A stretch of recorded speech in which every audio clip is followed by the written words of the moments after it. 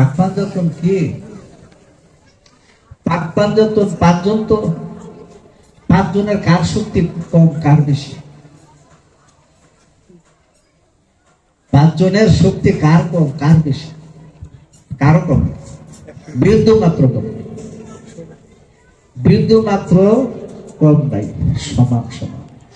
পাক পাঞ্জাতন যখন নাচতি তখন আল্লাহ, পাক পাঞ্জাতন হাসতিতে আসে তখন নাম আল্লাহ, যখন হাসতিতে আসে তখন পাক পাঞ্জাতন। কথা বুঝতে? এই পাক পাঞ্জাতনের অস্তিত্ব নিয়ে দেহ খাঁচা তৈরি হয়ে গেল। এখন আল্লাহ ছিলেন আহুদিয়াতে, ঠিক আছে? এখান থেকে আল্লাহ সৃষ্টির সূচনা করলেন। সৃষ্টি তত্ত্বে কিন্তু এই জায়গা, এই ধারায় আসতে হবে। সৃষ্টি করলেন নিজেকে পরিচিত করার জন্য, নিজেকে চেনার জন্য, নিজেকে দেখার জন্য। তাহলে আল্লাহর এই ইচ্ছা কি পূরণ হয়েছে? আল্লাহ নিজেকে দেখবেন, চিনবেন, জানবেন, আল্লাহর ইচ্ছা পূরণ হয়েছে? কোথায় পূরণ হয়েছে? সব সৃষ্টির শেষে যখন মানুষ আসে, মানুষ আসলো না?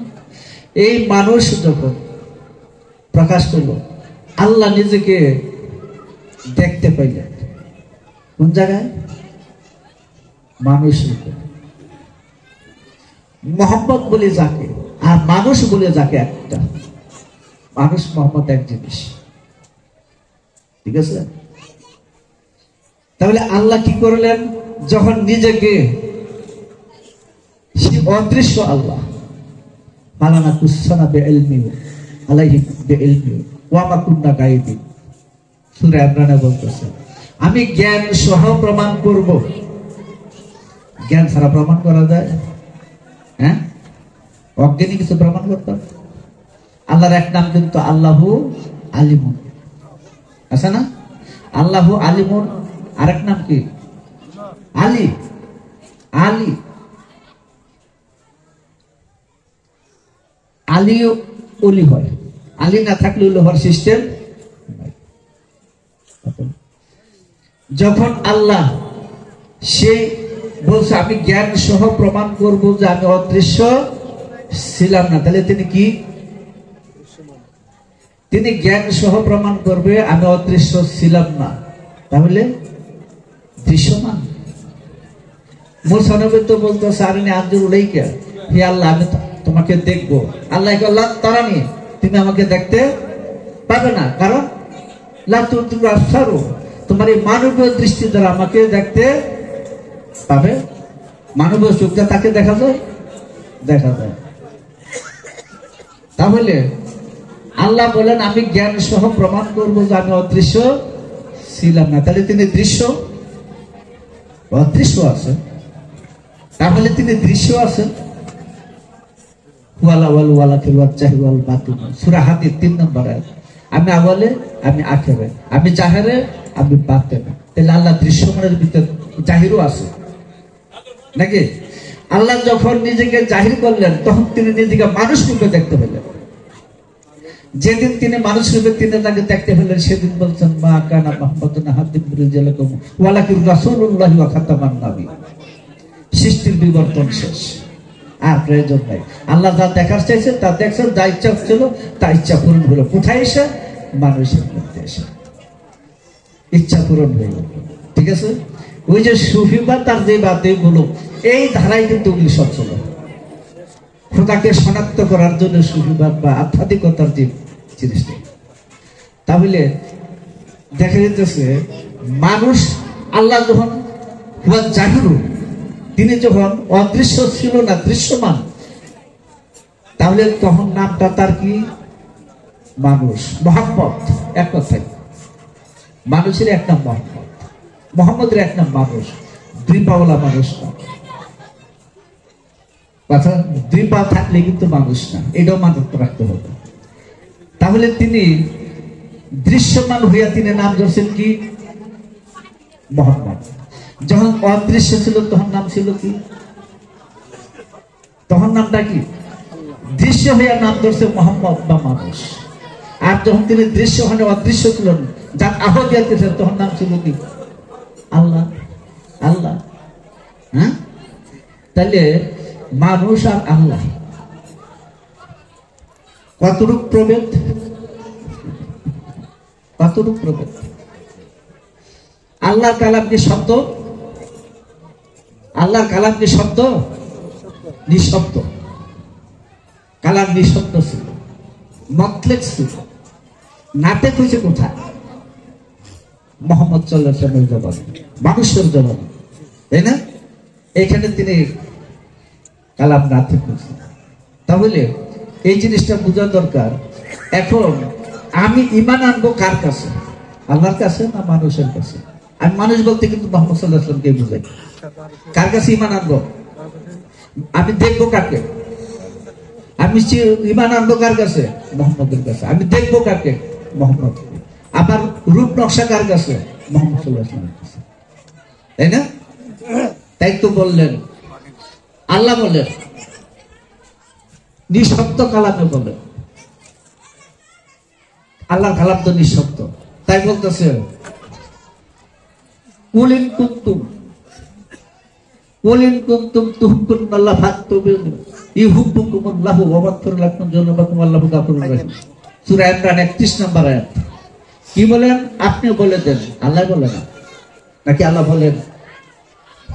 আল্লাহ বলেন? আল্লাহ তো বলে আপনি বলে দেন। হুকুম দিয়েছে কারে? রাসূল তো হুকুম করলেন, আপনি বলেন। তাহলে আল্লাহর কালাম নিঃশব্দ, কেউ শুনবে না। আর নবীর কালাম শব্দ, বুঝা যায়? নবীর কালামটা শব্দ, নাতেক। অনেকে যারা আমরা নাতেক মতলেক কোরআন বলি, বুঝছেন না? কি বলতে হবে? আপনি বলে দেন। যদি আল্লাহকে ভালোবাসতে চাও, ভালোবাসো না। যদি ভালোবাসতে চাও কেউ, তাহলে আমার তাবেদারি করো, আমার আয়াত করো, আমার মহব্বত করো, তাহলে আল্লাহ তোমাদেরকে ভালোবাসবে। আল্লাহ শিখাই দেয় এটা বলতে। আচ্ছা, এই ভালোবাসার বিনিময়টা কি? তোমার জীবনের সমস্ত গুনাহ মাফ হবে। আল্লাহ পরম দয়ালু, ক্ষমাশীল। হ্যাঁ, তাহলে নবুয়তে নবীদেরকে মহব্বত করলে বান্দার দেহে গুনাহ থাকে? হ্যাঁ, কোরআনে দলিল দিয়ে দিলেন। বেলায়েতে ওলিয়া মুর্শিদের মহব্বতে থাকলে বান্দার দেহে গুনাহ থাকে না। কোরআনে প্রমাণ। কোরআনে প্রমাণ দিয়ে দিল, গুরুর মহব্বতে, মুর্শিদের মহব্বতে বান্দার দেহে, ভক্তের দেহে কোনো পাপ থাকে না। কোরআনের আরেকটা আয়াত যদি আমরা ধরি, আল্লাহ বলেন যে রহমানের স্মরণ থেকে বিমুখ হয়, রহমান, গুরুকে রহমান বললেন, যে রহমানের স্মরণ থেকে বিমুখ হয়, আমি তার জন্য একটা শয়তান নিযুক্ত করি এবং সে হয় তার সঙ্গী। তাহলে যে দেহে গুরু নাই সেই দেহে শয়তান, যে দেশে শয়তান আছে ওই দেশে গুরু নাই। যে ভক্ত গুরু কিনে বসে রয়েছে, তার দিলের জগতে, দিল মসজিদের মধ্যে যে গুরুকে বসা রাখছে, ওই দেশে শয়তান থাকে? থাকবে না। কারণ শয়তান কিন্তু প্রায়োগিক অবস্থায় নাই। 4 ফেরেশতা প্রায়োগিক অবস্থায় এসে, যাকে বলে আদমের সন্তান। কথা বলতে, তাহলে মাওলানা রুমি তো ভালোই বলছেন, পীরেরা যাকে খোদা এক না দিতে হাকিকত নাই গুরুতু, নাই গুরুতু, নাই গুরুতু। যে পীরের জাত আর খোদার জাত এক দেখে নাই, সে মুরিদ হয় নাই, মুরিদ হয় নাই, মুরিদ হয় নাই। দু মবি দু মদা দু মকা খাজার দর খাপ মহমদা। পীরকে খোদা হইতে দু জানিও না, দুই দেখিও না, দুই ভাবিও না। এটাও নষ্টবীর কালাম। হ্যাঁ, কাফের আশিক হুকুমায় বান্দা ইসলাম পাবে।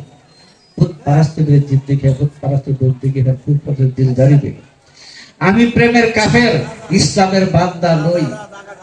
পীর পূজা আমার জিন্দগি, পীর পূজা আমার বন্দেগি, পীর পূজার মধ্যে আমার দিল উৎসর্গ করে দিয়েছি।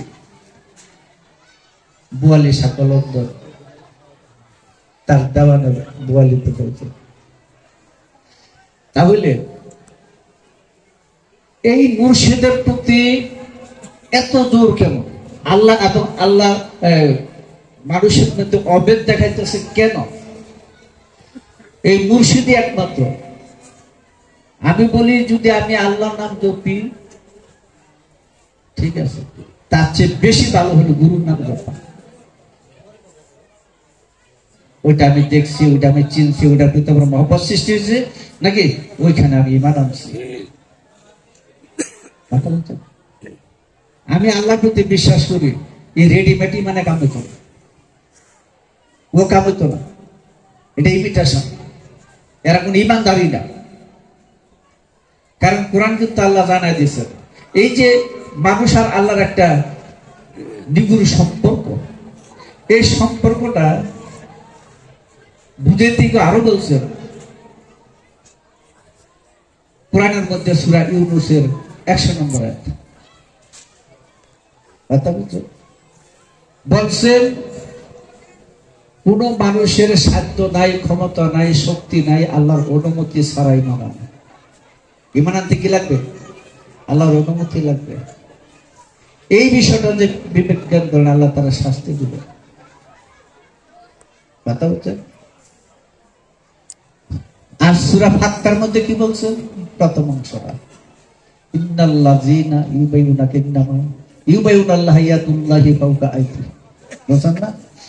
নিশ্চয়ই যারা আপনার হাতে বায়াত হয়েছে তারা আল্লাহর কাছে বায়াত হয়েছে, আমার হাত তাদের হাতের উপর। তাহলে এদিকে আল্লাহর অনুমতি না, সমর্থন না। 3টা কাজ আল্লাহর সমর্থন লাগবে: প্রার্থনা করতে, সাফায়াত করতে, ঈমান আনতে। যারা বায়াত না হয়ে ঈমানদার দাবি করতেছে তারা কি ঈমানদার?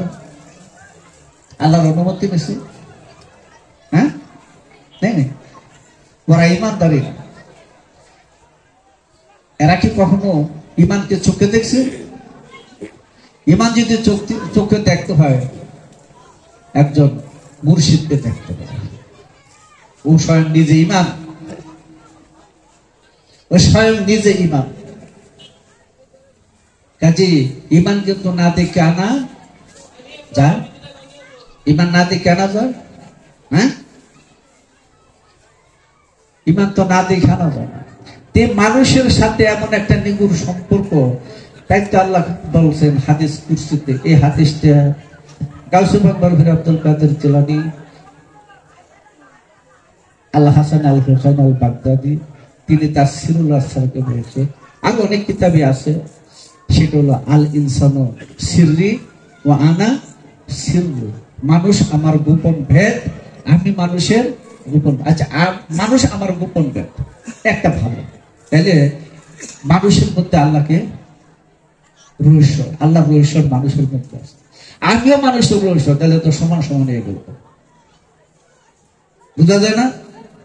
আল্লাহ বলেন মানুষ আল ইনসানু সিররি, মানুষ আমার গোপন ভেদ রহস্য, ও আনা সিররু, আমিও মানুষের গোপন ভেদ রহস্য। তাহলে কয়টা হলো? একটা হয়ে গেছে। আমার তো 10 কেজি, আপনার তো 10 কেজি, কয়টা হয়েছে? বেশি না কম? সমান সমান। কারণ ওই আদমের অস্তিত্বের ভিতরে বাহিরে লা মাউজুদা ইল্লাল্লাহ, আল্লাহ ছাড়া কিচ্ছু নাই। কথা বলছে। সেই জন্যই যুগে যুগে যত সুফি সাধক, মুরব্বী, শিল্পী যারা আছে, তারা কিন্তু ওই মুর্শিদ নামটি ভক্তের অজিফায় দিছে না? ভক্তের অজিফার মধ্যে মুর্শিদের নাম, খোদার নাম লওয়ার সাথে সাথে বায়াত শেষ। ওই জায়গা থেকে খোদা পরে, খোদা পরে, খোদারে কোথায় পাবে? মোল্লারা কয় আসমানের মধ্যে আল্লাহ থাকে। বাংলাদেশে না, আমেরিকা না, জাপানের কোন দেশের আসমানে থাকে? এটা হলো গোলামি। আল্লাহ তিনি বলেন নাই? আল্লাহ কোরআনে প্রত্যেকটা আয়াতে, প্রত্যেকটা অক্ষর অক্ষরে, শব্দ না, অক্ষর অক্ষরে 30টা হরফের বেশি তো নাই। আছে আরবি আলিফ থেকে ইয়া পর্যন্ত একটা হরফ। কথাটা বুঝুন, আলিফ থেকে ইয়া পর্যন্ত হরফ কয়টা? একটা। কিন্তু আলিফ বিচিত্র রূপে, বিচিত্র নামে 30 অক্ষর তৈরি করছে। বায়ের মধ্যে আলিফ, তার মধ্যে আলিফ, সার মধ্যে আলিফ, কিন্তু আলিফের ধরন প্রকৃতি ভিন্ন। কথাটা বুঝুন, ধরন প্রকৃতিটা ভিন্ন। সবটার মধ্যে আলা করলে শাইন বলে, শাইন মোহিত, আলাকুল্লাহ শাহিদ কাদির, কাদির আছে না? হ্যাঁ, এই কাদির বলেন এই অস্তিত্ব ছাড়া কিছু এর বাইরে যেতে পারবে না। যত ধর্মকথা যত কিছু হোক এই 3.5 হাতের বাইরে যেতে পারবেন না। যত রহস্য জগৎ খুঁজে নেই 3.5 হাতের ভিতরে। সূরা ফাতিহা থেকে সূরা নাস পর্যন্ত শেষ সূরা পর্যন্ত শুধু মানুষের বর্ণনা, শুধু মানুষ কি এটা চিনানোর জন্য এটা আসছে।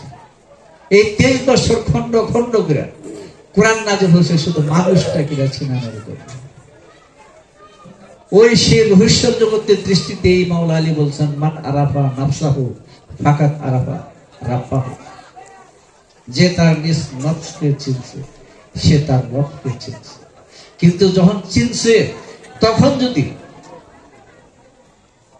চিনছে তখন কিন্তু আল্লাহকে আল্লাহ বলা যায় না। এই আরেক সমস্যা, আল্লাহকে আল্লাহ বলা যাইতেছে না। আল্লাহকে চিনলে আল্লাহকে বিশ্বাস করার চেয়ে কঠিন কোনো কাজ নাই।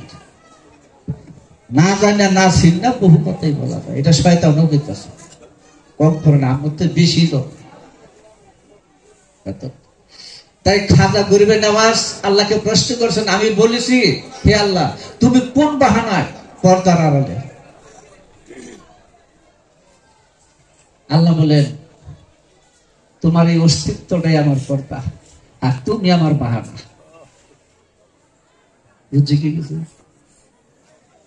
তুমি আমার বাহানা, তোমার এই অস্তিত্বটাই আমার পর্দা। আমরা বলি হিজাবে মোহাম্মদ, হিজাবে মোহাম্মদ যাকে বলা হয়।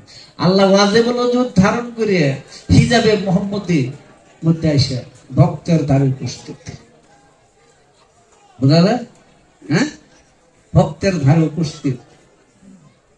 তাই খাজা গরিবে নওয়াজ উনার জবানে রাসূল পাক সাল্লাল্লাহু আলাইহি ওয়াসাল্লাম 590 বছর চলে রাসূল এই দেহ উফাতিত হলো, এটা উফাত লাভের পরে 590 বছর পরে খাজা রাসূল পাক সাল্লাল্লাহু আলাইহি ওয়াসাল্লাম রওজার মধ্যে, আল্লাহ এইখানে বলেন আর এইখানে বলেন, রওজার মধ্যে হযরত আবু বকর, ওসমান, মাওলা আলী, ইমাম হাসান, ইমাম হুসাইন, হুযায়ফা এদেরকে নিয়ে একটা আলোচনা করতেছে রহস্য। খাজা গরিবে নওয়াজ আজমির শরীফ থেকে ওটা শুনছেন, লিপিবদ্ধ করছেন। তার রাসূলের ওই কালামটা খাজা বাবার গরিবে নওয়াজের ভাষায় তুলে ধরছেন। তিনি, আমি বাংলাটা বলি, তিনি বলতেছেন যে ব্যক্তি আল্লাহকে চিনছে সে কখনো আল্লাহকে আর আল্লাহ বলবে না, আর যে আল্লাহকে আল্লাহ বলে তার মারফতে এলাহি লাভ হয় না। হ্যাঁ, তার মারফতে এলাহি লাভ হয় নাই। আল্লাহকে আল্লাহ বলার চেয়ে কঠিন কোন কাজ নাই। এমনি রেডিমেড টাকা 20 টাকা যায়, 1000 ভাগরা তোর বললে ঘুরান যায়, কিন্তু ওই টাকা আল্লাহ পর্যন্ত পৌঁছে না। তাই আল্লাহকে অনেকে আমরা বলি আল্লাহ কেমন, আল্লাহ কোথায়, নাকি এটা তো গবেষণাটা বেশি। এটা কিন্তু সবচেয়ে বড় একটা বোকাম, এটা ঠিক। আল্লাহ খোদা আমার দরকার নাই তো, আমি চিনবো আমি এই মানুষটা কি। কথা বলতে রুটিটা কোথার থেকে তৈরি খুঁজতে গেলে কারা ভাইবেন? আটা ভাইবেন না? আটা ভাইবেন না নাকি? আটার বস্তা খুঁজে রুটি ভাইবেন নাকি? মানুষ হলো স্রষ্টার প্রতিরূপ। তাই মানুষের প্রেম মুক্তির সত্য। জালাল খা বলছিলেন পীরের সুরতে খোদা আছেন এই জগতে, না থাকলে নাই তোমার বিশ্বাসের কারণ। বিশ্বাসও বিহনে পাবে না এই জীবনে, রইয়াশিয়া থাকলে পাবে প্রভু নিরঞ্জন। হ্যাঁ, এটা কি এই চোখ দেয়? এই চোখ দিয়ে দেখা যায়? তাহলে আবু জাহেলের সঙ্গে মোহাম্মদ রাসূলের চোখ একটা দিল না, না, ওই চোখ আলাদা। এই যে আপনাদের এখানে গান আছে, ঠেকুরে মন সচেতনে মানবীয় চোখ না জ্ঞান নয়? ঠিক করে মানুষ, আমি গানটা জানি না, ঠিক করে মানুষ সচেতনে জ্ঞান নয়নে ঘুমায় অচেতন হয়ে অজ্ঞানতার অন্ধকারে ডুব দেওয়া। এইখানে যাতে আমরা না যাই, এই অজ্ঞানতার অন্ধকারে যাতে আমরা ডুব না দিই, চৈতন্যর জগতে যেন আমরা কায়েম থাকি, জ্ঞান সূর্যের জগতে যাতে আমরা চেতন থাকি, সেই জন্য বলে দিছে আকিমিস সালাতুল লিদুলকি সামসি লাগা শাকিল লাইলি ওয়া কুরআনাল ফাজর কানা মাসহুদা। সালাত কায়েম করে কেন? সূর্য অন্ধকার আবৃত হয়ে যায়, অন্ধকারের দিকে ধাবিত হয়। কুরআনাল ফজর, যেদিন দেহের মধ্যে মানবাত্মার জাগরণ ঘটে সেদিন কুরআনাল ফজর। মানবাত্মার জাগরণ ঘটলে সেদিন হবে কুরআনাল ফজর। ফজর এটা কাজী নজরুল সাহেব বলছে, ভোর হলো, দূর হলো, ফুকুমনি ছুটে দূর হলো, ফজর হলো। হ্যাঁ, তিফলুল মাআনি, নবজাতক শিশু, রুহে ইনসানি, যাকে বলা হয় রুহুল্লাহ, মাওলা আলীর বেলায়েতের নূরতিয়া, সেই রুহুল্লাহ আল্লাহর রূহ, যার নাম হলো ঈসা। এটা ওই হেদিকে ভুলে পাওয়া যাবে না। এই মানব সত্তার ভিতরে সেই রুহুল্লাহ বাস করতে, চতুর্থ আসনে চতুর্থ দায়রায় বাস করে। অজ্ঞানতার অন্ধকারে আবৃত হয়ে যাওয়া যাতে না যায় এই মন দেহ, সেটার জন্য কোরআন ওই আয়াতটা আসছে। তাহলে দেখা যাচ্ছে আমরা কিন্তু পৃথিবীতে আসছি, এই যখন আবার একটু এদিকে আসলাম, আমাদের পৃথিবীতে আসছি, আসার পরে কি আমরা নিজ স্থানে ঠিক আছি? হ্যাঁ, কে দিল, কে করলো এটা? অজ্ঞানতার অন্ধকার আবৃত হয়ে গেছে, তাকে জুলমাত বলে। হ্যাঁ, ওয়াজালা জুলমাত ওয়ান নূর, বাসনা করে না? কাজে আমাদের কাজ হলো,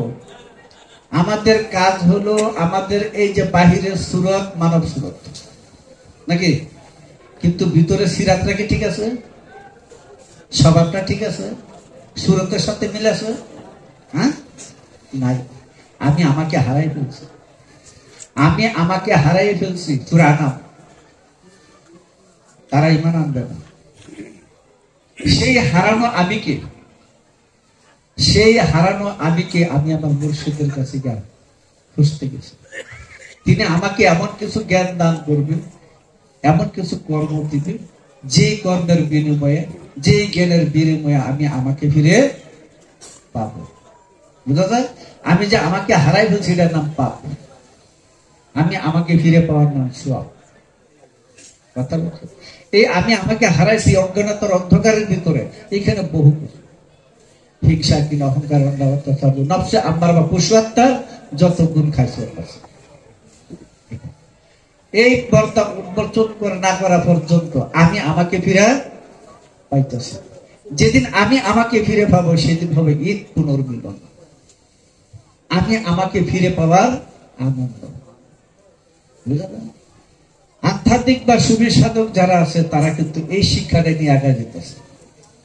হয়তো শিক্ষার একটু ব্যতিক্রম, একটু এদিক থাকতে পারে, কিন্তু মূল ধারণা কিন্তু একটা। নাকি আলাদা কিছু আছে? আলাদা কিছু নয়, এই রাস্তায় আগাইতে হবে। এখন যদি বলেন যে নামাজ হজ জায়গা দিয়ে দৌড়াদৌড়ি সবকিছু লাগবে, এটা আমাদের সমাজ সংস্কারণই করবে। আমাদের সমাজের মধ্যে ঐক্যতা, ভ্রাতৃত্ব, বন্ধন, সবার সাথে সবাই মিল মহব্বত থাকার জন্য জাহিরি নামাজ, রোজা, হজ জাকাত, যুদ্ধ তার হাকিকত রয়ে গেছে। নামাজ, রোজা, হজ জাকাত যা আছে, বিষয় কিন্তু একটা, মানে আমার মানবাত্মাকে প্রতিষ্ঠিত রাখতে গিয়ে দিল আমার বেড়া। কথা বলতে, তাই এই কর্মের মধ্যে নামাজ কিন্তু এটি না, নামাজ কিন্তু অন্য, সেটা সূরা পাহাড়ে আছে। তার মধ্যে সবচেয়ে গুরুত্বপূর্ণ নামাজ কোনটা? সালাতুল উস্তা।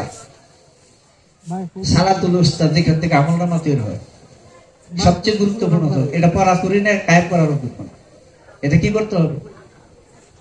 হাফিজু আল্লাহ সালাওয়াতু ওয়া সালাতুল উস্তা ওয়া কুমু লিল্লাহি কানিতিন, এই নামাজটা হেফাজত করতে হবে। এই নামাজের পশ্চিম দিকে দেখেন মিকাইল বসে, পূর্ব দিকে জিবরাইল বসে রয়েছে, উত্তর দক্ষিণে ইসরাফিল বসে রয়েছে। কথা বলছো, এই নামাজটা ঠিক করার জন্য।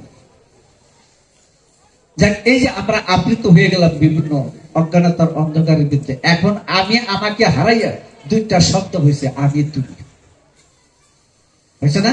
এই আমি বান্দা, তুমি আল্লাহ। আমি বান্দা, তুমি আল্লাহ।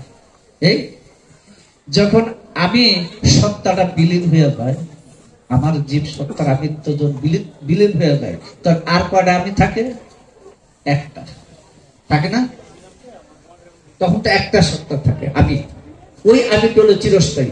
ওই আমিকে যিনি ধারণ করছেন তিনি মৃত্যুঞ্জয়ী, খোদার সুরত ধারণ করছেন। তিনি জিবরাইল আজরাইলকে হাতে আনছেন, তিনি নবীকে করায়ত্ত করছেন, তিনি ছায়াতকে এড়াই গেছেন কোরআনের ভাষায়। হ্যাঁ, সেই মানুষটা মৃত্যুঞ্জয়ী। কথা বলছেন, ওই মানুষের সুরতের মধ্যে কার সুরত থাকে? আল্লাহর সুরত থাকে, থাকে না? ইন্নাল্লাহ খালাকা আদম আলা সুরাতি, নিশ্চয়ই আমি আদমকে আমার সুরতে তৈরি করছি। তাহলে আদমকে দেখলে আদম সুরত তখন হয় যখন রূহ ইনসানি অর্জন হয়, তখন রুহুল আদম বা রূহ কুরসি ওখানে আইসা পাকা হয়। তখন ওই মানুষটাকে আদম বলে, গুরু বলে, মুর্শিদ বলে, এই নামে অভিহিত হয়ে থাকে। হ্যাঁ, অন্য ভাষায় যদি বলি, এই কথাটা একটু বলছিলাম মেহেন্দ্র, কেন অন্য ভাষায় যদি বলি তো আয়া আদম, শূন্য দেহের মধ্যে যখন আল্লাহ প্রবেশ করেন তখন আদম হয়, এটা। অথবা যদি বলি আলিফ দাম মিম, আল্লাহ যখন মঞ্জিলে দাখিল হয় তখন আদম। বুঝা যায় সুরতের জগৎ আসতেছে। তাহলে দেখা দিতেছে যে আমাদের জগতের মধ্যে একমাত্র রহস্য জিনিসটা কি? আল্লাহর সৃষ্টির ভিতর রহস্যজনক জিনিসটা কি? মানুষ। মানুষের চেয়ে রহস্যময় কিছু আল্লাহর সৃষ্টিতে নাই। আর আমি আল্লাহকে এক বলে জানলাম, কিন্তু মানুষকে এক জানলাম না, আমি শিরকে হয়ে গেছি। আল্লাহকে এক জানলে হবে না, মানুষকেও এক জানতে হবে। আমরা যত বসে আছি, দেখুন তো, আপনার মতো কেউ ছিল কখনো? এখন আছে? কখন আইব? তারা কিন্তু বেমেসাল। আল্লাহ কি বেমেসাল? তো বেমেসাল আল্লাহ, বেমেসাল মানুষের মধ্যে তার রূপ ফুটে তুলছে, অদৃশ্যকে দৃশ্যের মধ্যে নিয়ে আসছে। এই হুজুর আল্লাহর তরফ থেকে ইমানদারদের জন্য মহা এনায়েত দান, ওই রূপ দর্শন করার জন্য এই মানব রূপ। আবারও বলি, মানুষ কিন্তু অন্য জিনিস। কথা বলতে, সবাই কিন্তু মানুষ না, মানুষ গুলো ধর্ম নিচ্ছে, সবাই কিন্তু মানুষ। মানুষ যদি বলি মোহাম্মদ নূরে আলোকিত মানুষ, যদি বলি আল্লাহ নূরে নূরান্বিত মানুষ, নাকি যদি বলি একত্র ভিতর তাহলে মানুষ। মানুষ ছাড়া আসাটা কি? দেখার জগতে মানুষ ছাড়া আসে নাকি? আর কিছু আছে? হ্যাঁ, তাহলে সৃষ্টির সূচনা আল্লাহ তো সৃষ্টি করছে। আল্লাহ অবশ্য সৃষ্টি করছেন, এটা বলা যায় না মনে হয়। কারণ কি, আল্লাহ হলেন স্থির, স্থবির, স্ট্যাটিক, ধরার ডিম, আন্ডা। অনেক কিছু মনে করেন আমি কত অন্যভাবে বুঝতেছি। আল্লাহ হলেন একটা আন্ডার মতো, একটা ডিমের মতো, মহাশক্তির ভান্ডার, কিন্তু ক্রিয়াশীল। হ্যাঁ, যখন আল্লাহ ক্রিয়াশীল, যখন মানুষ থেকে সৃষ্টির সৃজন।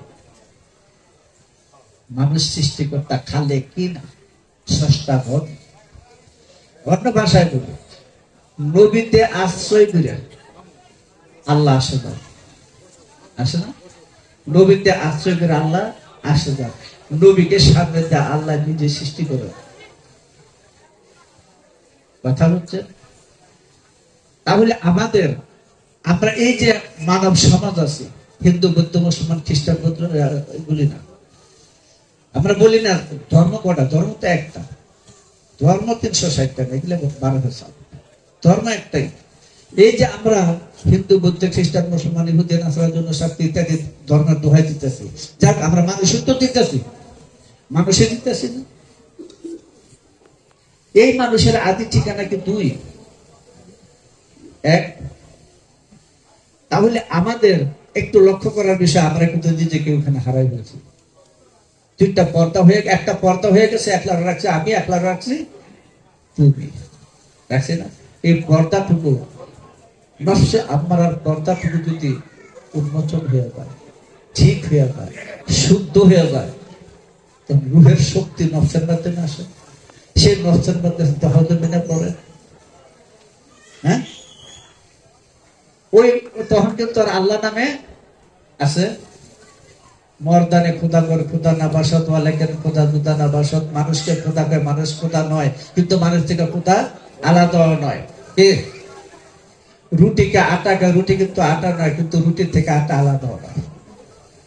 বুঝা যায়? রুটির থেকে আটা আলাদা করে দেয়, কি থাকবে? কিছু থাকবে? কিছু পাবে? মানুষ থেকে খোদা আলাদা করবে কোনটাই দেখা যাবে, কোনটাই নেই, অদৃশ্য জগৎ আবার চলে যাবে। এই জন্য এই আমরা যে মানুষ জগতে আইছি, এই মানুষ জগতে আসার মানুষের ধর্ম কটা? একটা। কি ধর্ম? মানবতা, মানবতা, মনুষ্যত্ব, এটা ধর্ম। এটার আমরা এটা আরবিতে বলে ইনসাফ। ইনসাফ থেকে হয় ইনসাফ। ইনসানের গুণকে কি বলে? ইনসানিয়াত। ইনসানিয়াত কি জিনিস? আল্লাহর ফিতরাত। মানুষ কোথা থেকে? ফিতরাত আল্লাহ ফাতারনাস ইলাইহা, সূরা 29 নম্বর আয়াত। আল্লাহ বলেন আমার সেই প্রকৃতি বা ফিতরাত যাতে মানুষ সৃষ্টি করেছে। তাহলে আল্লাহর স্বভাব থেকে কি তৈরি? মানুষ তৈরি। তো গরুর স্বভাবে গরু হয়, ছাগলের স্বভাবে ছাগল হয়, বানরের স্বভাবে বানর হয়, বলি না আমরা মানুষ? হ্যাঁ, তা আল্লাহর স্বভাবে কি হয়? এই জায়গা তার বুঝতে হবে। এখন কিন্তু বলি না আল্লাহ স্বভাবে আল্লাহ হয়, বলছি আল্লাহ স্বভাবে মানুষ হয়, অর্থাৎ কলায় আল্লাহ কেলা বানান করছি, ঠিক উচ্চারণ করছি। এইখানে বললাম যে আল্লাহকে চিনে দিলে আল্লাহকে আর টাকা পাবে, বিশ্বাস করা যাবে। মহানবী সে রহস্যময় গোপন কথা রেখে গেছেন এই জায়গার ভিতরে। এটা জ্ঞানীর কাছে তিনি প্রকাশ করে গেছেন। তার মধ্যে প্রথম হইল মাওলা আলী বলছিল, আলী তুমি রাত্রে পথ চলো, রাত্রে পৃথিবীকে সংকোচন করা হয়, মোল্লারা বুঝালেছে রাত্রে আগে এমন বান্দরের মধ্যে কোরআন হাদিসের কালাম আক্ষরিক অর্থে বিশ্লেষণ করা যাবে না। কোরআনের কালাম তাসাবাহা, মুতাসাবিহা, রূপক, প্রতীক, এটাকে সরাসরি অর্থ করা যাবে না। তারা অর্থ করছে রাত্রে পথ চলে। এই রাত্র না, চাঁদের তালিম হলো সে রাত্রে কথা। চাঁদকে বুঝেছে রাত্র। চাঁদ দুলমাত, চাঁদ দুলমাত। চাঁদের পরিচয়, নিজের পরিচয়ের মধ্যে তুমি চলো, অতি শীঘ্রই তুমি আল্লাহকে পাবেন, আল্লাহ প্রিয় প্রাপ্ত হবে। রূপক কথা। কারণ এই মানুষ তত্ত্বটাই খোদা তত্ত্বের মূল, ঈশ্বর তত্ত্বের মূল। ভগবান, ভগবান মানে ঈশ্বর যখন প্রকাশ পায় তখন ভগবান, আল্লাহ যখন প্রকাশ পায় তখন খোদা। অনেক কিছুই করে তার মধ্যে বিধি যখন প্রকাশ হয় তাকে বিধাতা হয়। বিধির কোন ধর্ম প্রচার নাই, বিধির কোন কালাম আসে না, বিধির কালাম বিধাতার বাইরে যায় না। বিধির কালাম নিঃশব্দ আর বিধাতার কালাম শব্দ। বুঝা যায়? কাজে বিধি আর বিধাতা, ঈশ্বর আর ভগবান, এমনি বলা হয় ঐশ্বর্য বীর্য যশী জ্ঞান বিবেক রসায় শক্তির উদ্যোগের ভগবান বলে কথা বলতে, কিন্তু আসলে তার প্রতিরূপ। এই জন্য আমরা কিন্তু সবাই নিজেকেই হারিয়ে ফেলছি। সেই হারানো আমিকে পাওয়ার যে পথ পদ্ধতি কর্ম, তাকে বলে মানব ধর্ম অথবা দ্বীনে মুহাম্মদী। দিনে মোহাম্মদী, দিনে মোহাম্মদী, মোহাম্মদীর দিন। মোহাম্মদী দিন কি জিনিস? যে দিন, ধর্ম, নীতি, আদর্শ পালন করলে আমি নিজে মোহাম্মদ হইতে পারবো, তার নাম হলো দিনে মোহাম্মদী, দিন ইসলাম। মোল্লারা গুজামিল দিতে দিতে বঙ্গোপসাগরে নিয়ে তুবাইছে কথা বলতো। এই আদেরা বক বক করে, ওয়াক নামক আওয়াজের মতো বক বক করে ইসলাম ধর্ম কপালের মধ্যে দারু বাড়ি দিতে দিতে দিতে দিতে ইসলামের কারণ সফল হয়েছে। ইসলাম অনুমান কল্পনার কিচ্ছু না, ইসলাম বাস্তব বর্তমান ধর্ম। ধরেন মানবাত্মার ধর্ম, মানব ধর্ম নাকি রুহে ইনসানি, এটা মানব ধর্ম। রুহে ইনসানি কখন হয়, কখন আসে? তিন জামাত অতিক্রম করে চতুর্থ স্তরে গেল রুহে ইনসানি। রুহে ইনসানের আমরা যাকে শয়তান বলি, নফসে আমারার মধ্যে আসে, ওয়াসওয়াসি, খান্নাস আছে না? ইবলিস, খান্নাস, মরদু, শয়তানের তিনটা বাস্তবতার রূপ। যেখানে সৌদি আরব বলে তিন জায়গায় তিনটা ডিলা দিতে হয় জামারার মধ্যে, শয়তানটা ডিলা দেয় তিনটা, এই তিনটা ইবলিস, খান্নাস, মরদু। আচ্ছা, আমরা বলি শয়তান, যেটাই বলি, হিন্দুরা বলেন অবশ্য নারদ, প্যাঁচ লাগা যেটা, খ্রিস্টান বললো ইবিল, এই শয়তান দিব। আচ্ছা, আমার যদি শয়তান মুক্ত স্বভাব হয়, শয়তান মুক্ত স্বভাবটার নাম কি?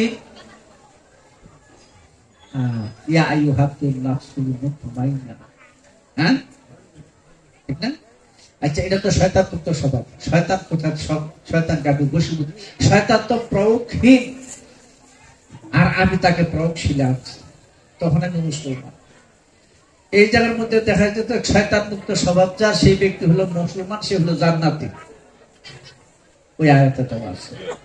তাহলে শয়তান যদি খ্রিস্টানটা ইবিল করে, তাহলে ইবিল মুক্ত মানুষটা কি হবে? হ্যাঁ, ইবিল মুক্ত মানুষটাকে কি বলবে? শয়তান মুক্ত বলতে আমরা মুসলমান খাঁটি। বলা তার তুমি কুততে শয়তান কোরআনে বলেছে, তোমরা শয়তানের অনুসরণ করো না, শয়তানের কথা বলেন, শয়তানের গুণটা রাখো না। তাহলে আল্লাহ নিষেধ করে দিয়েছেন। আর শয়তান মুক্ত স্বভাবটার নাম হলো নফসে মুতমাইন্না। নফসে মুতমাইন্নাকে কোরআনে সুসংবাদ দিয়েছে, তুমি রবের মধ্যে ফিরে আসো, হ্যাঁ, এবং আল্লাহর দাসে পূর্ণ হবে, জান্নাতে প্রবেশ করো। করিবে না, বর্তমান করো। এই যে বললো, তাহলে খ্রিস্টানরা তো ইবিল করে। আচ্ছা, ইবিল মুক্ত মানুষটা কি জান্নাতে যাবে না জাহান্নামে যাবে? হ্যাঁ, জান্নাতে যাবে। আচ্ছা, জান্নাতে যদি না হলে অন্তত হেভেনে তো যাইব, ঠিক আছে, হেভেনে তো যাইব। আর হিন্দু ব্যক্তি যদি নারদ মুক্ত, অসুরত্ব মুক্তি হয়, পশুত্ব মুক্তি হয়, তাহলে হ্যাঁ তো বেহেশতে যাবে না, হ্যাঁ যাবে স্বর্গে, যাবে না? আচ্ছা, কয়টা জায়গা গেল? তিনজন। হ্যাঁ, তাহলে আমরা এই ধর্ম লিয়া ফারাফারি, গুতাগুতি, মারামারি করি, আমরা কি মানুষ নাকি জানোয়ার? হ্যাঁ, এই গুতাগুতি ফারাফারি থাকলে ধর্ম হবে? ধর্ম একটা, ধর্ম একটা, মানবাত্মার ধর্মে মানব ধর্ম। এইটা পৃথিবীর সব মানুষের ধর্ম। আমরা শেষে লৌকিক ধর্ম তৈরি করছি, আমি হিন্দু, তুমি মুসলমান, তুমি খ্রিস্টান, বুদ্ধি বুদ্ধি নাচারের জন্য সাক্ষ্য হয়েছে ধর্ম তৈরি করে আসছি। আসলে ধর্ম, যে ধর্ম দেওয়াল তৈরি করতেছে, যে ধর্ম মারামারি ফারাফারি তৈরি করতেছে, মানুষকে অসুর বানাইতেছে, এটার নাম ধর্ম? হ্যাঁ, আমরা মোল্লারা কার ধর্ম পালন করে? আর বুক আনতে বুক, ওরা তো শয়তানের বান্দা, খাঁটি শয়তান। ইসলামকে বিকৃতি করছে,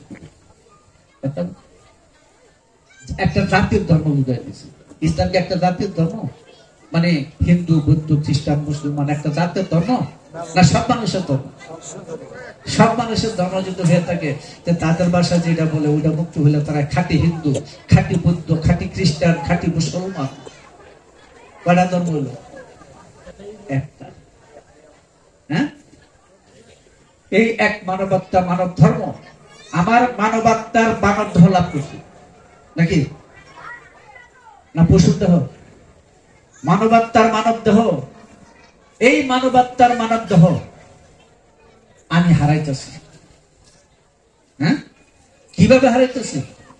চেহারা মানুষের, বডিটা মানুষের, আত্মা রাখার হায়ানি চলবে? হায়ানি খাসিয়ত যদি আসে চলবে?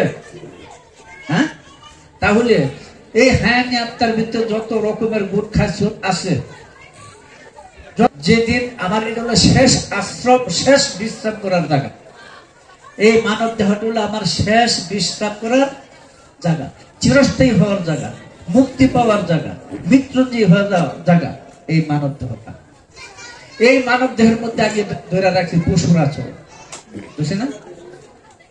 গরু, ছাগল, শুকর, বানর, আর এটা থামানে থেকে এদের আচরণ ধরে রাখছে। আচ্ছা, মনে করেন আমার মধ্যে হিংস্র স্বভাব বেশি, হইতে পারে না? কারোর মধ্যে একটা বেশি কম। আমি যেদিন এই স্বভাবটা নিয়ে এই দেহটা ছেড়ে দেব, সেদিন আমার আশ্রয়টা কোথায় হবে? এই দেহার লাভ হবে? কারণ হিংস্র যে স্বভাবটা, হিংসা যে স্বভাবটা, অহংকার যে স্বভাবটা, লোভ যে স্বভাবটা, ওই প্রত্যেকটা স্বভাবের ভিতরে 40টা করে বস্তু থাকে। সেই 40টা বস্তু নিয়ে যখন হাসর হবে, দেখা গেল কি জিব্রাইল মুখে হাত দিছে। বিষয়টা বুঝছেন কি গেছে? সূরা ইয়াসিনের 60 নম্বর, সূরা বনী ইসরাইলের 98 নম্বর আয়াতে দেখতে পাবেন। সেদিন মুখে হাত দিছে, অর্থাৎ তার হাসর হয়েছে ঠিক, কিন্তু বাক শক্তি নাই। আসেন এরকম জীব, আসেন এরকম জীব, মরে গিয়ে দেখবেন না এখনই দেখেন, মরে গিয়ে দেখবেন না এখনই দেখতেছেন, বাক শক্তি নাই, আছে না? মানব দেহ মানুষ সৃষ্টিগত কারণে বোমা হয়, সেটা অন্য বিষয়, কিন্তু না, সে হাসর হবে আপনার পশুর, যার বাক শক্তি থাকবে না। কোরআনে দেখেন দাউদ নবীর ঘটনা আছে, তার উম্মত বানর হয়ে গেছে। হ্যাঁ, এখানে আরো একটা কথা আছে, মজার কথাই, কিন্তু এটা দিলে আবার আরেক দিকে জায়গা। তো দেখা যাইতেছে আমি মানব সুরত নিয়ে আসছি, মানবাত্মা নিয়ে। কুল্লু মাওলাদু ইউলাদু আলাল ফিতরাত, প্রত্যেকটা শিশু উত্তম স্বভাব নিয়ে জন্মগ্রহণ করে। কোরআনের ভাষা প্রত্যেকটা শিশু মুসলমান হোক, সে হিন্দু, বৌদ্ধ, খ্রিস্টান, ইহুদি, যার ঘরে জন্মগ্রহণ করে শিশুটা মুসলমান। কইলমানা মাসে কইরা মুসলমান কি জানি করছে মুসলমান, এই জন্য হিন্দুর ঘরে হইলো মুসলমান, বৌদ্ধের ঘরে মুসলমান, খ্রিস্টান ঘরে হইলো মুসলমান। কি কারণে? পবিত্র স্বভাবের কারণে। কথা বলতে, তাহলে এই যে অবস্থাটা নিয়ে আমরা আসছি, এটা হিন্দুর মধ্যে নাই, খ্রিস্টানের নাই, বৌদ্ধ নাই, ইহুদির নাসারা শাস্ত্রের মধ্যে নাই। সবার শিশুটা কি পবিত্র না? হ্যাঁ, তাহলে এই যে আমরা এই মানব দেহটা নিয়ে আসলাম, মানবাত্মা নিয়ে আসলাম, এখন আমরা কি সেটা রাখতে পারছি? তাহলে কি আমরা মানুষের কাতারে আছি? মনে করে কয় আমরা আশরাফুল মাখলুকাত, আল্লাহ আমাদেরকে আশরাফুল মাখলুকাত করে সৃষ্টি করে, গালের মতো টটকানে লাগার কাম। সব মানুষই আশরাফুল মাখলুকাত? তাহলে আবু জেহেল, আবুল হাব আশরাফুল মাখলুকাত না? না না, আমরা আশরাফুল মাখলুকাত তুলে জন্ম নিয়েছি, আশরাফুল মাখলুকিয়াত আমরা হারাই ফেলছি, নাকি? হারাই ফেলছি। কাজী এই মানবাত্মার মানব দেহ চির বিশ্রামের স্থান। আমাদের এখন সাধনা কর্ম হলো এই মানবাত্মা জাগ্রত, যাকে বলছে কোরআন আল ফজরে ওয়া কানা মাশহুদা, কোরআনে বলে দিয়েছে। এই মানবাত্মা আমাদেরকে জায়গায় রাখতে হবে। মানবাত্মা জ্ঞানময় সত্তা, রূহে হায়া ইনসানি, এটা যেদিন আমরা জায়গায় রাখতে পারবো, সেদিন আমরা চিরদিনের জন্য মুক্তি পাই। ঠিক আছে? না হইলে নামাজ পড়া না। আমি একটা কথা বলি, কেউ বেজা করেন না। আপনি গুণ রাখেন না, যদি আপনার মানবাত্মা উদ্ধার করতে পারেন, তবু আপনার ইবাদত। কি বুঝে বুঝছেন? কারণ আমার টার্গেট তো ওই জিনিসটা, আমার টার্গেট তো মনুষ্যত্ব, মানবাত্মা, রূহে ইনসানে জাগ্রত করা। কথা বলছেন তো? কাজে আমরা যে সমস্ত আমাদের সমাজে এই আবাদতের সিস্টেম গুলি ছেড়ে দিছে। সুফি সাধকরা, ওলিয়া আল্লাহ বা আধ্যাত্মিক জগতের মানুষ কিন্তু এই ধারায় চলে না, চলে এই মোল্লা ধারায় চলে না। আরেকটা কথা বলি, কঠিন হলেও সত্য, যতদিন পর্যন্ত আপনি মোল্লাদের বিরোধিতা না করতে পারবেন, আধ্যাত্মিক জগতে ঢুকার কোন বিন্দুমাত্র রাস্তা পাবেন না, কোন রাস্তা পাবেন না। এটা মানলে মানতে হবে, না মানলে না মানতে হবে। কারণ যারা এই আধ্যাত্মিক জগতে নবুয়ত, নবী, বেলায়েতে ওলিয়া, মুর্শিদ, রাসূল, এদের কাছে বৈশা যারা সেই নিগুড় তত্ত্বের রহস্যগুলি জানে, তারা বুঝে যে ইসলাম ধর্মের কপালের মধ্যে ঝাড়ুর বাড়ি আজকে 1400 বছর ধরে মোল্লারা দিতেছে।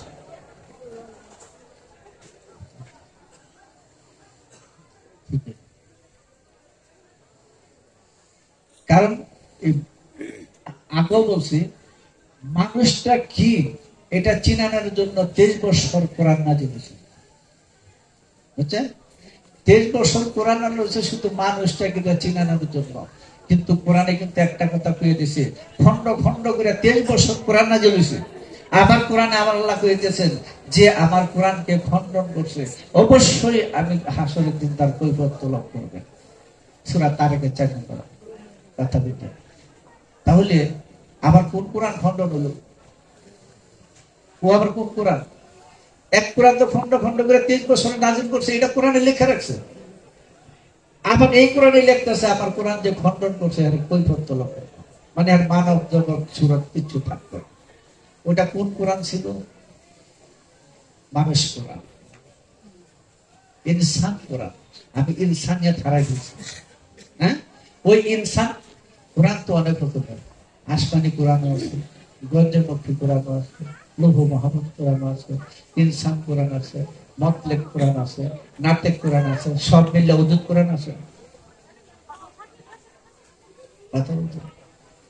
এই মানবাত্মা যিনি আমরা হারাই ফেলছি, রুহে ইনসানের জগৎ আমরা যারা ওটার থেকে বিচ্ছিত হয়ে গেছি, হ্যাঁ, রুহে হায়ানি জায়গায় ফেলছি, তাদের এই সুরতে একটাও থাকবে।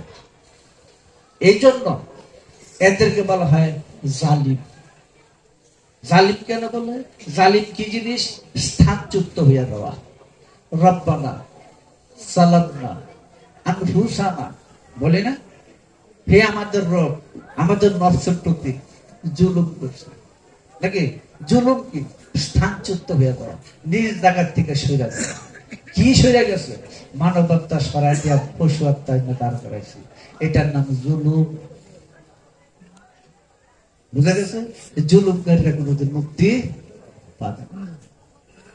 কোরআন খণ্ডন হয়ে গেছে, কোরআন খণ্ডন হয়ে গেছে। সেই পাক পবিত্র কোরআন আল্লাহর তরফ থেকে কালাম, যাকে বলা হয় কিতাবুন মাকনুন, সূরা জারিয়াত 4 নম্বর আয়াত। সেই গুপ্ত গ্রন্থ যা অপবিত্র অবস্থায় কোনোদিন স্পর্শ করা যাবে না। মৌলভীরা অনুবাদ করছেন অপবিত্র অবস্থা স্পর্শ করা উচিত না। কেমন? বানরের বানর।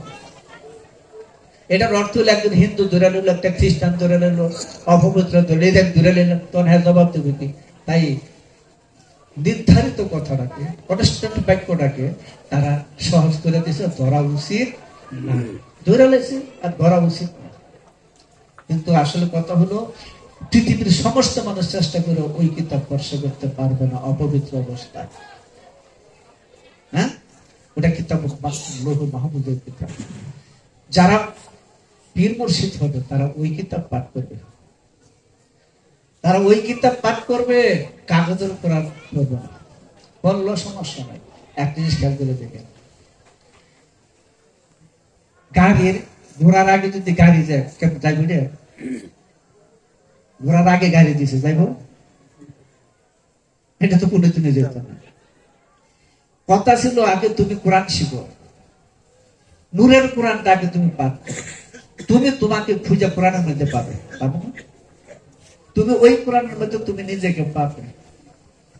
ওই কোরআন কইরা তুমি যদি দলিল চাও, তাহলে ওই দেখো চাই কোরআনে আসে, আছে না? যেমন আমরা কথায় কথা কোরআনের হাদিসের কথা বলি, দলিল নেই এটা, হ্যাঁ? কিন্তু আসলে একজন জ্ঞানীর জন্য কোরআন হাদিস না। এটা হলো তাদের ইমান এখনো পরিপক্ক হয় না, সুস্থ হয় না, এদের জন্য কোরআন হাদিস তো জ্ঞানীর জন্য না, জ্ঞানী নিজে কোরআন, তাই না? জ্ঞানী নিজে কোরআন। জ্ঞানী কোন ভাষা পড়ে? জ্ঞানী আল্লাহর ভাষা আরবি পড়ে। অজ্ঞানীরা সৌদি আরবের ভাষা আরবি পড়ে, আর জ্ঞানীরা আল্লাহর ভাষা আরবি পড়ে। ভাষা একটা, আরবি, দুইটা মতে আরবি ভাষা, কিন্তু একটা কদিম আর একটা হাদিস। একটা মানব রচিত ভাষা আরবি, সৌদি আরবের ভাষা, কালের বিধানে আল্লাহর ভাষা সৌদি আরবের ভাষা একটা হয়ে গেছে। মোল্লার আরবি বলতে বুঝে সৌদি আরবের ভাষা, যেটা জোরহুম গোত্রের লোকেরা যে ভাষা উৎপত্তি করছিল। আসলাম রহমান মোহাম্মদ তিনজনে বৈশাখ টাইমস নদীর পারে এই আলিফ বা তা বানাইছে। এটা মানব রচিত ভাষা, আর আল্লাহর ভাষা কদিন, চিরস্থায়ী। বুঝা যায় না?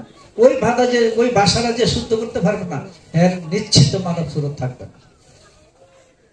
জ্ঞানীরা ওই কিতাব পাঠ করে, ওই কিতাব পাঠ করি মানুষকে বাস্তবতার জগতে না মুক্তির পথ দেখাইতেছে, অনুমান কল্পনায় না। ও মরে গেলে ব্যস্ত যাবে, ফুল ঘুরলে হস্টি নষ্টি করবে, এইসব কাটা ঘুরিটা চালাতে পারে। হুরের পরিচয় দিলে মোল্লা করে নামাজি ফরাম দিত না। হুরের পরিচয় দিলে মোল্লার নামাজি হতো, যেটা নেশা হারা নামাজ পড়তেছে। কাজে মানুষ তত্ত্ব যদি জানতে হয়, খোদা তত্ত্ব, মানুষ তত্ত্ব জানলে খোদা তত্ত্ব, মানুষ তত্ত্ব যদি জানতে হয় তাহলে ওই কিতাব পাঠ করতে হবে। এবং ওই কিতাব যিনি জানেন, পাঠ করেন, তার কাছে বৈশা আমি আখেরাতের বাস্তব পথ বানায় নিয়ে যাব। অনুমান কল্পনা না। যারা বলে মরার পরে এটা দেবো ওইটা দেবো, ও বাদ পা। মানুষের সাবজেক্টেই জানে না। আমি কত লক্ষ লক্ষ বছর, কত লক্ষ লক্ষ বছর, কত লক্ষ লক্ষ মাতা পিতার দেখা পাইয়া এই আত্মার বিবর্তন, এই সৃষ্টিটা আল্লাহর আত্মার ভ্রমণের জগৎ, এই সৃষ্টি জগৎ আল্লাহর মানে আত্মার ভ্রমণের জগৎ। আমি ভ্রমণ করতে করতে করতে করতে আমি মানব আত্মা, মানব দেহ লাভ করছি। এখনই আমার শেষ সীমা, শেষ স্তর। মনে করেন এখানে যদি একটা টাওয়ার থাকে, ধরেন 500 বছর একটা টাওয়ার আছে, এটার চূড়াই গিয়ে যদি কেউ বসে থাকে, যদি পদচ্যুত হয়, পা ফসকে যায়, তাহলে উপরে যাবে না নিচে যাবে? কোন দিকে যাবে? নিচে যাবে না। কারণটা কি? উপরে কিছু নাই, তাকে ধরারও কিছু নাই, অবলম্বন করে তো থাকবে সেটাও নাই। কাউ পা ফসকে গেলে নিচে। সুবমারা দদ্দা আসপালা সাফিলি, কোরআন বলে দিছে না, নিম্ন হতে নিম্নগামী চলে যাবে। এই মানব দেহটাই সৃষ্টির সর্বোচ্চ স্তরের মাকাম মাহমুদার বিষয়। এটাতে যদি ফসকে যায় তাহলে মুখ উপরের দিকে, মুখ নিচের দিকে, হামাগুড়ি দিয়ে, হ্যাঁ, ওই পাও দেখে চিনা যাবে, হাত দেখে চিনা যাবে সে জাহান্নামী। কোরআনে বারবার বলেছে সূরা বনী ইসরাঈল 98 নম্বর 97 নম্বর আয়াতে, এদের মুখ দেখে চিনা যাবে, এদের পাও দেখে চিনা যাবে। আর মোল্লা রাখা পায়ের মধ্যে মুখ হইব, হাতের মধ্যে মুখ হইব। আর আমরা যা মানুষের এগুলো করে জাহান্নামে ঢুকেছে, ফাইজলামি এগুলো। এখন মনে করেন একটা লোকের দিক থেকে এই পর্যন্ত কাদা মাইকে আইতেছে, আমি বললাম কি হতো, আপনি কাদায় গেছেন কেন? কয় না, আমি কাদায় যাই না। আমি আপনার পায়ের সাক্ষী দিতেছে, বলবো না? পায়ের সাক্ষী দিতেছে। আচ্ছা, পায়ে কি কথা বলছে আমার কাছে? চিনলাম কেমনে কাদায় গেছে? চোখে দেখে চিনা গেল না? সেদিন পাপীদেরকে চিনা যাবে, চুল ধরে টেনে নেবে, হাত দেখে চিনা যাবে, পা দেখে চিনা যাবে, কান দেখে চিনা যাবে, চোখ দেখে চিনা যাবে। কারণ পাপীদের এই মানব দেহ থাকবে না। হ্যাঁ, উলাইকা কালানাম লাহুম কুলুবুন লা ইয়াফকাহুনা বিহা ওয়া লাহুম আযানুন লা ইয়াসমাউনা বিহা। আইনুন ওয়ালা, আইনুন মানে এটা তো জানেনি, চোখ। তাহলে কেন বললাম আযানুন লা ইয়াসমাউনা বিহা, উলাইকা কালানাম বাল হুম আযানুন উলাইকা হুমুল কাফিরুন। সূরা আন। তাদের দিল আছে, বুঝে না, চোখ আছে দেখে না, কান আছে শোনে না, তাহলে ওরা কি হয়েছে? সবাই তো চোখে দেখে, দেখে না? কানে শুনে শোনে না? আবু জাহেল কি কানে শোনে না? আবুল হাব কানে শোনে না? নমরুদ, ফেরাউন, হামান, সাদ্দাত, এরা কি চোখে দেখে না, কানে শোনে না? আর আল্লাহ ওই আয়াতে বলতেছে ওরা দিল আছে বুঝে না। ওরা কারা? যে বুঝে না সে বুঝে। বুঝছেন? ওরা চোখে দেখে না, যে দেখে না সেই, এটাই চোখ না।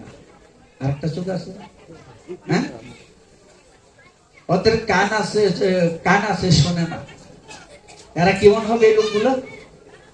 উলাইকা কালানা, এরা চতুষ্পদ জানোয়ার হয়ে হাসর উঠবে। আচ্ছা, চতুষ্পদ জানোয়ার হয়ে যে হাসর ওঠে, এটা কি মানুষ করবো না পশু করবো? হ্যাঁ, সে যে পশু, আমি চিনলাম কি করে? হাত পাও দেখে। বুঝলেন কি? আপনার সাক্ষী দিবে হাসর উঠে? হাসরে এক এক অঙ্গের থেকে এক এক সেফাত উঠে যাবে। মানুষের যখন এই ওজুদ হারাই ফেলবে, তখন একটা একটা করে সেফাতও হারাই ফেলবে। তার মধ্যে প্রথম যে গুরুত্বপূর্ণ সেফাতটা হারাবে সেটা হল আল্লাহ কালিমুন। কালিমুন, বুঝছেন? এই সেফাত হারাই ফেলবে। হযরত আদম একদিন হাল চাষ করতেছে, গরু হাঁটে না, বাড়িতেছে। গরু বলতেছে, আদম তুমি আমার চেয়ে বেশি ভালো নাকি? ভালো হলে তো গন্ধম দুই দুনিয়া দিয়ে চলে। আদমকে আল্লাহ গরু দিয়ে আমি হাল চাষ করতাম না, আমার লজ্জা দিচ্ছে। আল্লাহ জিবরাইলের হুকুম দিয়েছে, যাও গরুর মুখে হাত দাও। জিবরাইল গরুর মুখে হাত দিছে। জবান খেয়াল করে দেখে, যেদিন আপনি আমিও ওই দরজায় চলে যাব, সেদিন জিবরাইলে হাত দিবে, মানে তার বাক শক্তি থাকবে না। বুঝা যায়? সরস্বতী থাকবে না, বাক দেবী থাকবে না। বুঝা যায়? সকল ধর্মে এক কথাই বলছে। তাহলে আমরা চিনব কি করে? হাত পাও দেখে নাকি? এইখানে আবার কথাটা সামনে আসে। রাসূল বলছেন, আমার বংশ ছাড়া আর সবার বংশ হাসরের দিন অপরিচিত হয়ে যাবে। বুঝা যায় কি বলছে? ভাষাটা, আমার বংশ ছাড়া আর সবার বংশ অপরিচিত হয়ে যাবে। এই হাদিসটি আজকের থেকে 600 বছর আগে ইবনে হাজার মুক্তি তার সালারে মুহররক কিতাবে 3য় খণ্ডের মধ্যে দিয়েছে। সই সনদে বর্ণিত। তাহলে চিরস্থায়ী হবে কার বংশ? নবীর বংশ, নাকি? আর বাকি সব অপরিচিত। কেমনে হবে? কারো বাবা যদি সার ফল লইয়া গে চিনব কেন? কারো জামাই যদি সার ফল লইয়া, কার বউ যদি মা যদি সার ফল লইয়া আসে, চিনব কেন? চিনতে পারবে? চিনবে। এই অপরিচিত জগতে চলে গেল। প্রমাণ দিল কোরআনে। দাউদ নবীর কথা অমান্য করে শনিবারের আইন লঙ্ঘন করে তার উম্মত বানর হয়ে গেছে একদম। বুঝছে না? এরা যখন বানর হয়েছিল, প্রত্যেকে দৌড়ে তার বাড়িতে চলে গেছিল। বাপে গেছে গা বাড়ি, ভাই গেছে গা বাড়ি, স্বামী গেছে গা বাড়ি, কিন্তু সারিফাও দিয়ে বানর হয়ে গেছে। চিনবো করে? চিনবো? দেখতে ফিটাই মিটাই বেরিয়ে এখানে যখন পিটানি দেয় তখন কিন্তু বুঝছে এটা কারা, কিন্তু যারা পিটায় তারা কিন্তু জানে না এটাকে। চিনছেন? এ তো অপরিচিত হয়ে গেছে। তাহলে বোঝা গেল নবীর বংশে যারা দাখিল হয় নাই সব হয়ে যাবে অপরিচিত। তাহলে নবীর বংশে যারা দাখিল হয়ে গেছে তারা হবে পরিচিত। পরিচিত কোন রূপ? মানব রূপ। ঠিক আছে? এই মানব রূপ থাকবে। এর জন্য রাসূল বলছেন সব নবীদের বংশটা তার পৃষ্ঠের থেকে আসছে, আর আমার বংশ আরম্ভ হয়েছে মাওলা আলীর থেকে। হ্যাঁ, সেই জ্ঞানের তোরণ মাওলা আলীর সাথে যার সম্পর্ক নাই সে নবীর বংশে থাকতে পারবে না। এমনকি সেই নবীর বংশে যদি থাকতে হয় মাওলা আলীর দাওয়াত ধরে আসতে হবে। আলী কি সৌদি আরবের আলী? ওইটা নবুয়তি ফরম। সে আসমানি জগতে এক নাম, বেলাইতে গেলে আরেক নাম। বুঝা যায়? কাজী এই মাওলা আলী যদি এই ধারা রক্ষা কেউ না করে, অর্থাৎ বুঝতে হবে উম্মতে মুহাম্মদী হইতে গেলে তার মৃত্যুঞ্জয়ী হইতে হবে, রুহে ইনসানের অধিকারী হইতে হবে, মানবাত্মার অধিকারী হইতে হবে, না হলে এইটা চিরস্থায়ী হবে না, হারানি যাবে, অপরিচিত হয়ে যাবে। কোথায় যাবে? সিজ্জিনে যাবে। সিজ্জিন বুঝলেন? সিজ্জিন দেখছেন কোনদিন?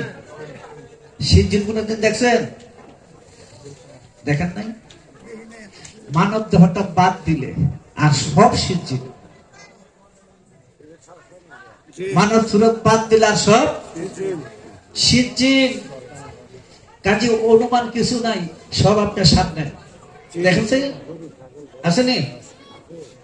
সব আপনার সামনে। যাবেন কই?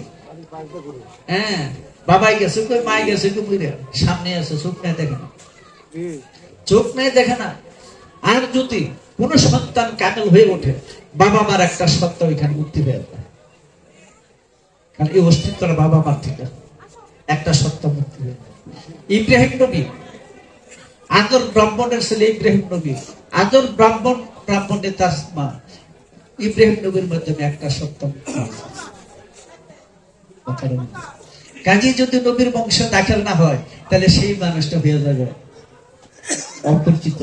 সিজ্জিনে ঢুকবে। সিজ্জিন অর্থ হলো কারাগার, আবদ্ধ স্থান, যেখানে জ্ঞান বিকাশ হয়, দর্শন শক্তির বিকাশ হয়, চিন্তা শক্তির বিকাশ হয়, একটা সীমাবদ্ধ স্থানে আত্মা বসবাস করে। বুঝলেন? কাজে সবাইকে উম্মতে মুহাম্মদী, সবাই উম্মতে মুহাম্মদী। তাই তো রাসূল বলছে, বনী ইসরাইল উম্মত ৭২ দলে বিভক্ত হয়েছে, আমার উম্মত ৭৩ দলে বিভক্ত হবে, একটা দল জান্নাত পাবে আর বাকি ৭২ কাতার জাহান্নামী হবে, মুনাফিক হবে, অপরিচিত হয়ে যাবে। হ্যাঁ, এই জন্য রাসূল বলছেন যে দলটা মুক্তি পাবে, নিশ্চিত মুক্তি পাবে, ওটা কার? এই হাদিসটা তিনি ৪ বার বর্ণনা করছেন।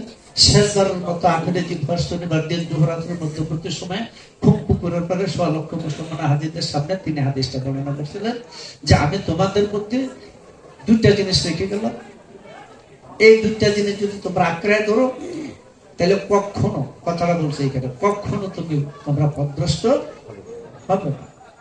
এবং এই ২টা বস্তু একে অন্যের থেকে হাউজে কাউসার না দেওয়া পর্যন্ত বিচ্ছেদ হবে না। আমি তোমাদেরকে জিজ্ঞাসা করবো, আমার আহলে বায়াতের সাথে তোমরা কি আচরণ করো? বুঝছো? দিয়ে গেছে। তাহলে বোঝা গেল নিশ্চিত বাণী, কোরআন এবং আহলে বায়াতকে যারা মানতেছে তারা মুক্তি পাবে। হ্যাঁ, আর আমগো সুন্নি দলেরা বার করছে, আমি সুন্নিও না, শিয়াও না, রাফিদিও না, খারিজিও না, ভালো হইও না, তাহলে বললে মাথা বলেন, বদরিও না, জবরিও না, কেরামতিও না, আমি এইসব করি না।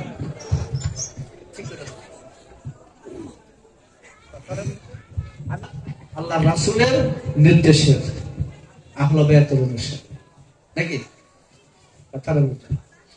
তাহলে দেখা গেল নিশ্চিত বাণী করলেন এই কোরআন আর আহলে বায়াতকে যারা আঁকড়ায় ধরছে তারা মুক্তিপ্রাপ্ত। আরেকটা কথা, সূরা সাফাত, সূরা সাফাত ৪ নম্বর আয়াত, ২৪ নম্বর আয়াত, ২৬ নম্বর আয়াত মনে থাকবে। আল্লাহ বলেন দূর হয়ে যাবে এবং জান্নাতীরা জান্নাতের দিকে যাবে, জাহান্নামীরা জাহান্নামের দিকে যাবে। তখন আল্লাহ পাক বলবে ওদেরকে থামাও, ওদেরকে জিজ্ঞাসা করা হবে, সামনাসামনি জিজ্ঞাসা করবে। কি জিজ্ঞাসা করবে? যারা জান্নাতের দিকে যেতেছে তাদেরকে ডাকো, জিজ্ঞাসা করো আলী তার আহলে বায়াতের প্রতি মহব্বত আছে কিনা। যদি আহলে বায়াতের প্রতি, আলীর প্রতি মহব্বত থেকে থাকে, তাহলে তাদেরকে জান্নাতি, যদি মহব্বত না থেকে থাকে তাহলে জান্নাতি হইল তাদেরকে জাহান্নামে দিতে হবে। আর ওই জাহান্নামী যারা, তাদেরকে জিজ্ঞাসা করো তাদের মধ্যে আলীর মহব্বত আছে কিনা। যদি তাদের মধ্যে আলীর মহব্বত থেকে জাহান্নামী হলো, তাদের জান্নাতি হলো। সূরা সাফাত ২৪-২৬ নম্বর আয়াত, ৩০০ আয়াত মাওলা আলীর শানে নাযিল হয়েছে। জাল হক ওয়া জাহাকুল বাতিল, এটা মাওলা আলীর শানে নাযিল হয়েছে। সূরা ইখলাস মাওলা আলীর শানে নাযিল হয়েছে। আর কত সূরা যে নাযিল হয়েছে মাওলা আলীর শানে। কথা হচ্ছে মাওলা আলীর দরজাটা কেমন? রাসূল একদিন বসে রয়েছে তার চাচা আব্বাসকে নিয়ে, মাওলা আলী হাজির। রাসূল দাঁড়ায় উঠলেন, দাঁড়া আলীকে জড়ায় ধরে এখানে চুম্বন করলেন, দুই চোখে চুম্বন করলেন। রাসূল নিজে। তার চাচা বলল, ইয়া রাসূলুল্লাহ, আপনি কি আলীকে অনেক মহব্বত করেন? রাসূল বলল, হে আমার চাচা, আল্লাহর কসম, আল্লাহ আলীকে আমার চেয়ে বেশি মহব্বত করে। কারণটা কি মুহাম্মদের চেয়ে বেশি মহব্বত করে? কারণ মুহাম্মদের অন্তর জগৎ আল্লাহর নূরে নূরান্বিত হয়ে রয়েছে মাওলা আলীর গালায়েতের নূরে। আলী সারা দেহ বুঝে কি গেছি কোন জায়গা তার মর্যাদা। হ্যাঁ, মুহাম্মদ স্তরটা মাওলা আলীর গালায়েতের নূরে আলোকিত হয়ে আছে। মাওলা আলীর গালায়েতের নূরে আত্মার সৃষ্টি হয়, যে আত্মার দ্বারা নবী, রাসূল, ওলি, আউলিয়া জন্ম হয়। কথা হচ্ছে। আরেকদিন জিবরাইল এসে রাসূলের কাছে বসা, আলীকে দেখে জিবরাইল দাঁড়ায় বসে। রাসূলুল্লাহ, জিবরাইল তুমি তো আমার সামনে বসা। আলীকে দিকে দাঁড়ালে, হুজুর ও আমার শিক্ষক। এটা আবার কেমন? তোমার শিক্ষক আলী হলো কেমন? আল্লাহ পাক যখন আমাকে সৃষ্টি করছে তখন প্রশ্ন করছে, তোমার নাম কি, আমি কি? আমি উত্তর দিতে পারি না। একবার, দুইবার, তিনবার প্রশ্ন করছেন, আমি উত্তর দিতে পারি না। এমনি মুহূর্তে মাওলা আলী আমার পাশে এসে বলল, তুমি বলো, আমি জিবরাইল, আপনি আমার রব। এই শিক্ষা দেওয়ার পরে আমি তখন জবাব দিয়েছিলাম, আমার নাম জিবরাইল, ইসমে জিবরাইল, আপনার নাম হলো রব। সেদিন থেকে জিবরাইল আমার, মাওলা আলী আমার শিক্ষক। কাজী সৃষ্টির মধ্যে শ্রেষ্ঠ ব্যক্তি মাওলা আলী, এটা যে স্বীকার করবে না, ইবনে আসির কিতাব অনুসারে সেই ব্যক্তি পরিষ্কার কাফের।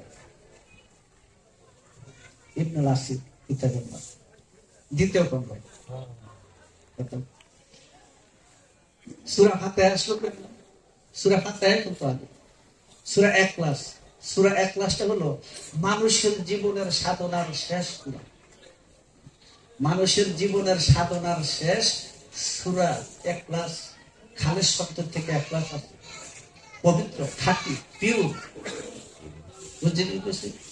হ্যাঁ, যখন আল্লাহ বলছেন কুল, কুল হলো কাফ এবং লাম, দুই শব্দে। এই কাফ আর লামের হরকতে এই ক্ষুদ্র সমগ্র সৃষ্টির প্রকাশ। কাফ আর লামের, কিন্তু আক্ষরিক অর্থে প্রশ্ন, কুল বলো নাকি বলো? আচ্ছা, কিছু না থাকলে কি বলো বলা যায়? হ্যাঁ, কেউ নাই, আমি বলবো বলো, তাহলে কিছু আছে, ওটা কি? যখন বলছে কুল, হাবিবে খোদা মুহাম্মদ রাসূল, যিনি কখনই অতীত না, যুগে যুগে বর্তমান, তিনি জবাব দিয়েছে, হু আল্লাহু আহাদ। আল্লাহ খুশি হইয়া 27 জন সৃষ্টি। আবার বললেন কুল, মাওলা আলী জবাব দিলেন, আল্লাহুস সামাদ। আল্লাহ খুশি হইয়া 70 জন সৃষ্টি করলেন। আবার প্রশ্ন করলেন, কুল, খাতুনের জান্নাত ফাতেমা, সুদের ফাতেমা না, ওই ফাতেমাকে আল্লাহ বলে, ওনার ফর্ম নবুয়্বত, লামি আলী তালামি উলাদ। আল্লাহ খুশি হইয়া রহস্যময় একটা পানি সৃষ্টি করলেন। আবার প্রশ্ন করলেন, কুল, ইমাম হাসান জবাব দিল,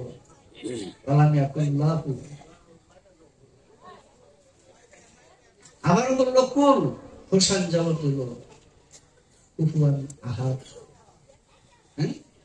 তাহলে ইমাম হাসান এবং হোসেনের মূল কি? আলী ফাতেমা। বুঝলেন? আলী ফাতেমার থেকে হাসান হোসেন না, এদের মূল এরা দুইজন না। তাহলে আমি মূলটা যদি ধরি, আলী ফাতেমা আর মোহাম্মদ, তিনটা। এই জন্য সূরা ইখলাস 3 বার পড়লে তার কোরআন খতম হয়ে যায়। বিষয়টা এই জায়গা, এইভাবে কতগুলা সূরা, 300 সূরা আয়াত আয়াত এইভাবে নাযিল হয়েছে মাওলা আলীর সাথে। সেই মাওলা কি এলেমের শহরের কি আনা মদিনাতুল ইলমুল বাবুহা। আমি সৌদি ভাষা একটু কম করি, বাংলা তো বুঝেন। আনা মদিনাতুল ইলমুল আলুল বাবুহা,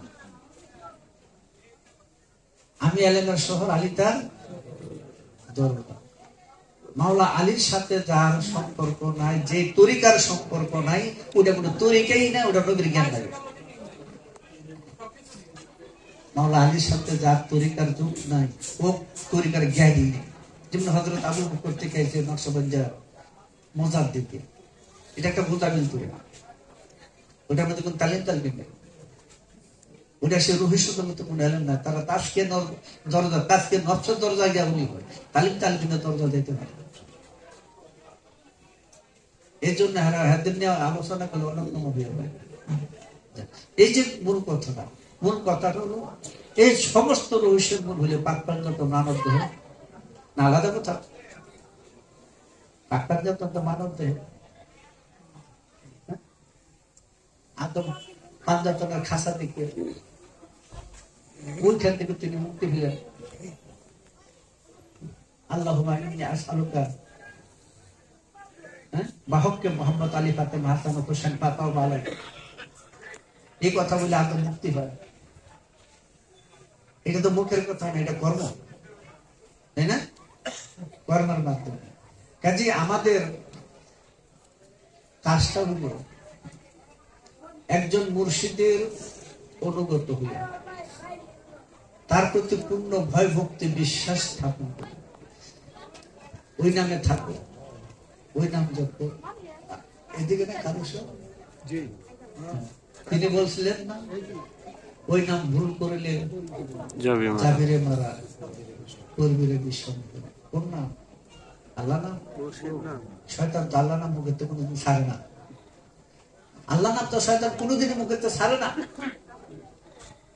তাহলে তিনি আবার কি বলেন, ওই নাম ভুল করলে যাবে মারা।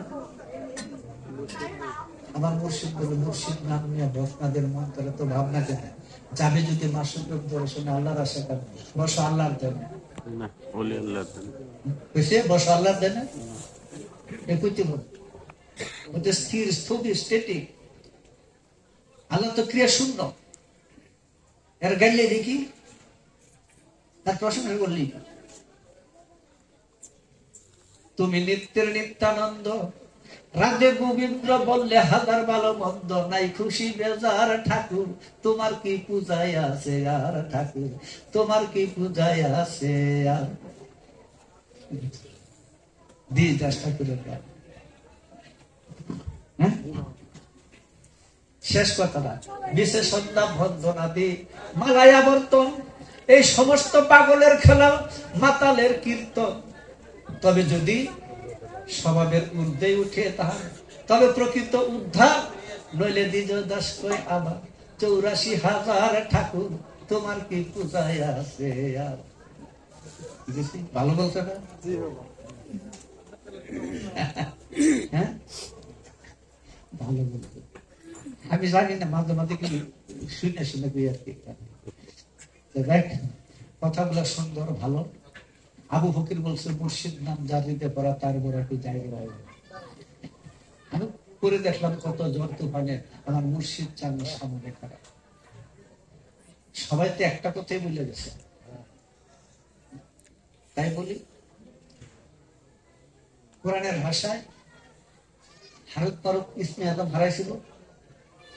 হ্যাঁ, শেষে মাতা গেছে কোন দিকে? বাবেল শহরে কুয়ার মধ্যে মাতা নিছে। বাবেল শহর মাতা নিচে গেছে। মাতা নিচে কি গেছে মানে কি? বস্তু মোহে যুদ্ধ গেছে। ইসমে আদম হারাই গেছে। ইসমে আদম গুরুর কাছে।